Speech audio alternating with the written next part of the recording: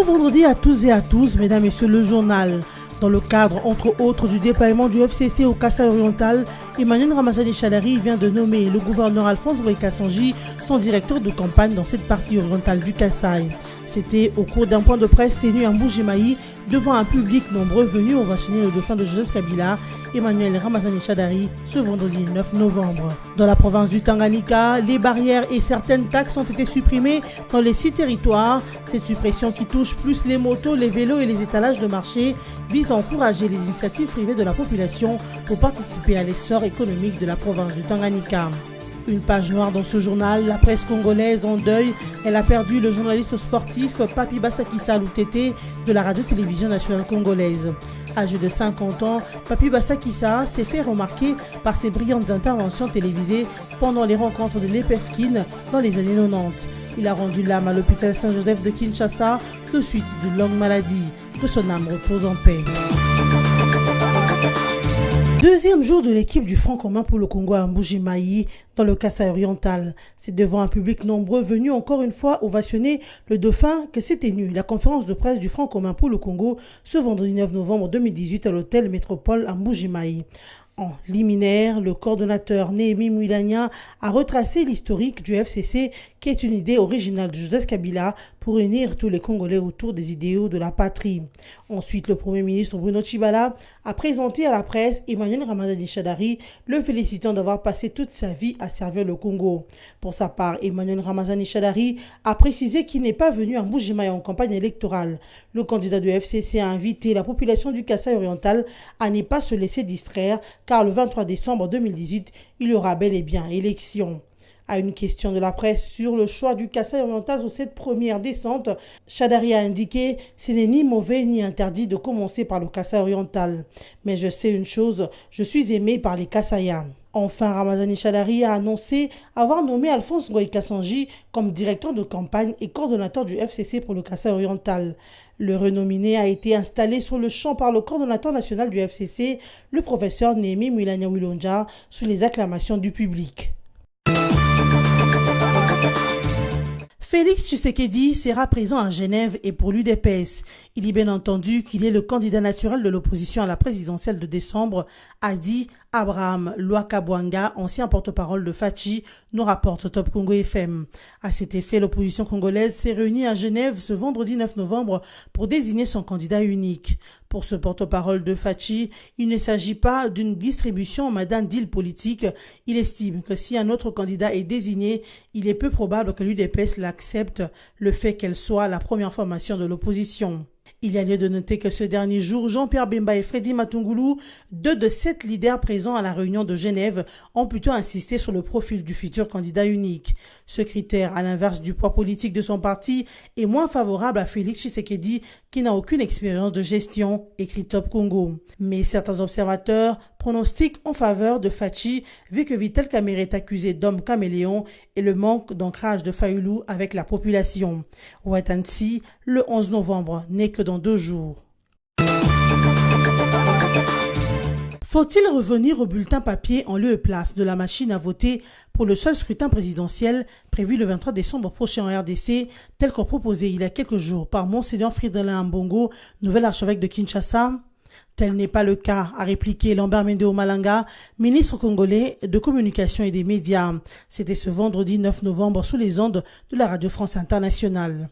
Pour le porte-parole du gouvernement congolais, l'Église catholique étant un fait privé, la célébrité de tel ou tel autre de ses membres ne change absolument rien, la RDC étant un État laïque. S'agissant du bulletin papier en remplacement de la machine à voter pour la seule élection présidentielle telle que proposée par Fridolin Ambongo, le porte-parole du gouvernement a estimé que le nouveau chef de l'Église catholique de Kinshasa n'a pas qualité de juger ce qui est faisable ou acceptable.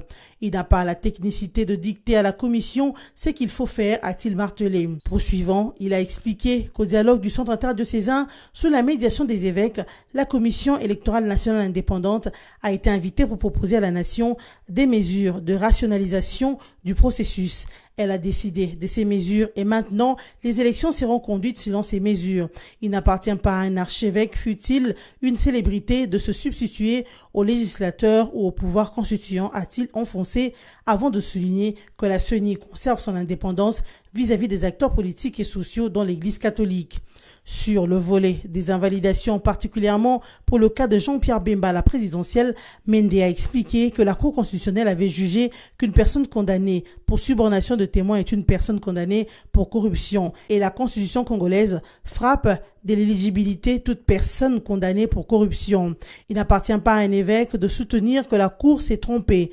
De même, s'agissant de la décrispation, Lambert Mende estime que les cours et tribunaux prennent leurs décisions non selon les affinités ou amitiés des évêques, mais selon la conviction des juges, et donc il n'y a aucun raté sur ce sujet.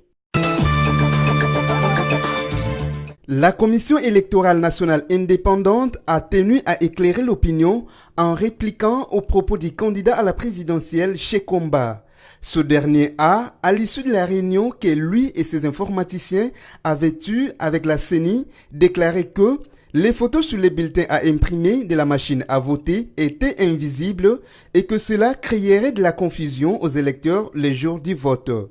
La centrale électorale répond en précisant que M. Shekomba, lors de cette réunion, avait généré 3 QR codes, dont 2 contenant les informations du candidat Chadari et 1 contenant celles de 7 Kikouni. Et pour lui, chacun des couples photos QR code est un bulletin distinct qu'il dépouille par la lecture. Faux, rétorque la CENI.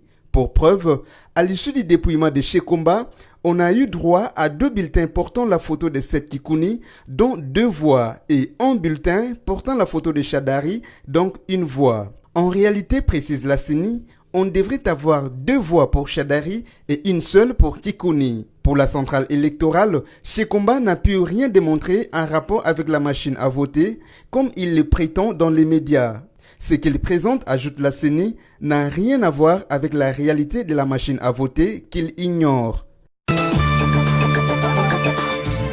Le secrétaire général adjoint de l'ONU, Jean-Pierre Lacroix, promet d'améliorer la situation dans les territoires des Béni en vue de faciliter la riposte à l'épidémie de la maladie à virus Ebola.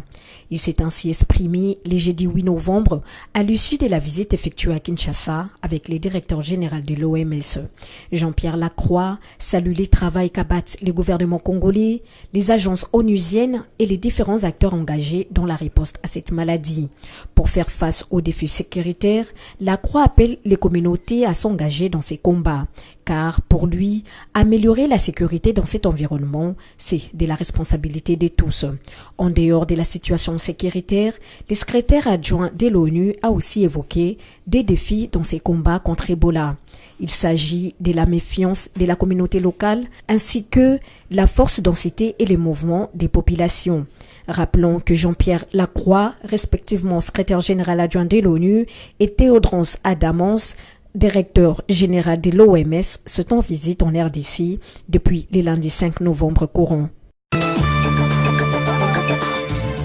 Suppression provisoire de toutes les barrières et de certaines taxes dans les 6 territoires de la province du Tanganyika. C'est ce qu'a annoncé le gouverneur Richard Ngoy Kitangala dans une note circulaire du 3 novembre dont une copie est parvenue à la presse. À l'effet de cette circulaire, toutes les barrières de sécurité sont supprimées provisoirement sur le plan financier. Certaines taxes de payage de la catégorie touchant aux motos, au vélo et à la taxe d'étalage dans le marché créé dans les 6 territoires de la province du Tanganyika. Selon le gouverneur de cette province, cette mesure vise à soutenir les initiatives privées que prend la population pour participer à l'essor économique pendant les moments difficiles de la province. Réagissant, la société civile de la province du Tanganyika s'est dit satisfaite de la décision prise par l'autorité provinciale en faveur de la population. De l'avis du porte-parole de la société civile, Modeste Kabazi, la suppression des taxes allège la charge à la population. Il insiste par ailleurs sur le respect de la procédure légale. La presse congolaise est en deuil. Elle vient de perdre l'un de ses membres.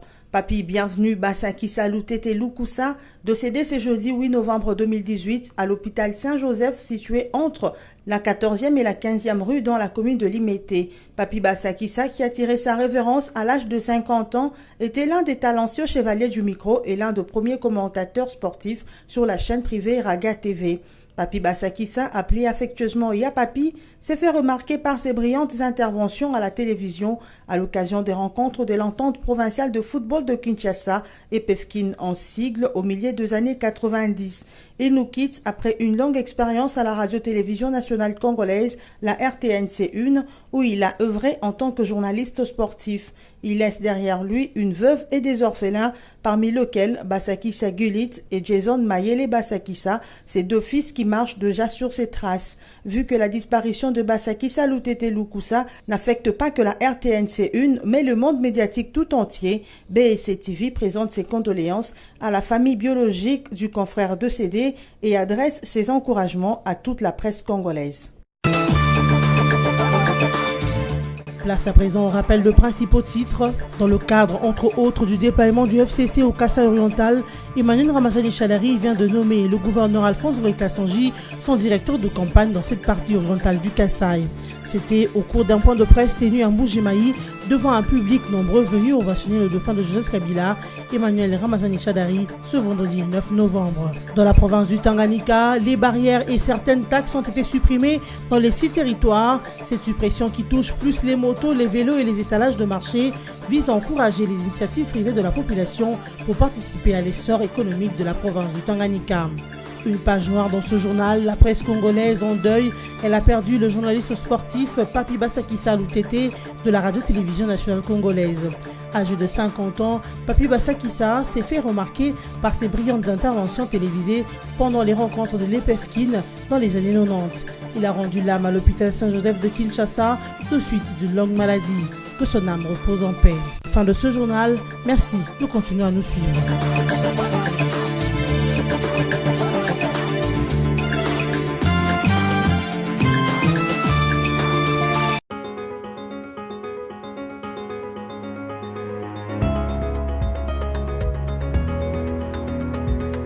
Bon début de week-end à tous, mesdames, messieurs. Bienvenue à la lecture de la revue de presse en ligne de ce vendredi 9 novembre 2018, sélectionnée et résumée pour vous sur BSC TV. Démarrons cette revue de presse avec Congo Victuel qui titre « Après Kin, Chadari et les FCC conquèrent Mbujimayi ». Après Kinshasa la fraudeuse, la ville de Mbujimayi, également présentée comme les Waterloo politiques de Joseph Kabila et sa famille politique, est également tombée sous les charmes du Front commun pour les Congo et son candidat Emmanuel Ramazani Chadari. Comme à Kinshasa avec les stades Tata Raphaël, c'est également dans un stade que Mbujimayi a adopté Chadari. Et pas n'importe quel stade, les stades Kachala Bonzalo, du nom comique de cet ouvrier congolais qui perdit sa vie dans un chantier immobilier sous la colonisation.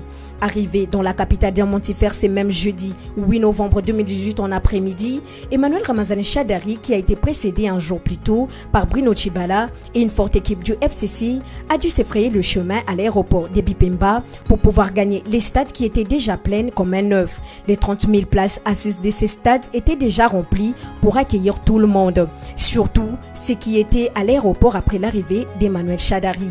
Sous une pluie battante que le candidat Ramazani Chadari, qu'accompagné le coordonnateur du comité stratégique du FCC Némi Mwilania, va arriver au stade dont il fera le tour sous la pluie avant de s'installer à la tribune centrale où il va s'adresser à la population. Nous allons aux élections, soyez prêts et vigilants, lance-t-il un message comme il a fait à Kinshasa. Poursuivons cette revue de presse avec Forum des As qui écrit « Fort du soutien d'ici composant du RASOP Genève, Fachi, super favori ». C'est finalement ce vendredi 9 novembre que s'ouvre le conclave de l'opposition dont l'enjeu est la désignation du candidat commun. L'opposition joue son va-tout dès aujourd'hui à Genève au moment où les Francs communs pour les Congo s'activent à consolider les bases sur le terrain. C'est dans une ambiance d'ambivalence politique autour de la désignation du candidat commun de l'opposition que suivent aujourd'hui les travaux de cette composante. Les assises du 7 ténor de l'opposition démarrent ce vendredi 9 novembre dans l'appui international national de V2 suisse. Prévu jusqu'au 11 novembre, ces travaux focalisent l'attention de l'opinion tant nationale autant ils sont censés jouer un rôle déterminant sur l'avenir du Congo à l'approche des élections. L'enjeu des tailles consiste en la désignation d'un candidat commun. Selon des sources concordantes, 4 noms sont cités dans la course. Freddy Matungoulou, Martin Fayoulou, Vital Kamerhe et Félix Tshisekedi. Au moment où les regards se tournent vers Genève, les derniers participants au forum de l'opposition ont quitté Kinshasa hier 7 novembre. Le président de l'Union pour la nation congolaise a réuni ses siens avant de partir. Les sources proches de l'UNC font savoir que leur leader s'est abstenu. L'enjeu de taille consiste à la désignation d'un candidat commun. Selon 2 sources concordantes, 4 noms sont cités dans la course. Freddy Matungoulou, Martin Fayoulou, Vital Kamerhe et Félix Tshisekedi. Au moment où le regard se tourne vers Genève, les derniers participants au forum de l'opposition ont quitté Kinshasa hier jeudi 7 novembre. Le président de l'Union pour la nation congolaise a réuni les siens avant de partir. Les sources proches de l'UNC font savoir que leur leader s'est abstenu de tout commentaire sur leur rencontre de Suisse. Il s'est fait accompagner de son secrétaire général, M. Baudouin Maillot. Bouclons cette revue de presse avec la radio Okapi qui note Ebola à Béni, Jean-Pierre Lacroix préconise l'amélioration de la situation sécuritaire. Le secrétaire général adjoint de l'ONU Jean-Pierre Lacroix recommande notamment l'amélioration de la situation sécuritaire dans les territoires de Béni, en vue de faciliter la riposte à l'épidémie à virus Ebola.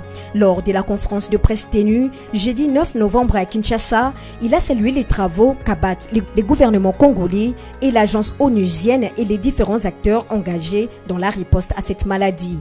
Pour faire face à ces défis sécuritaires, le secrétaire général adjoint de l'ONU appelle les communautés à s'engager dans les combats parce qu'il n'y a aucun exemple où les groupes armés n'ont pu être défaits si la population n'est pas engagée dans ces combats.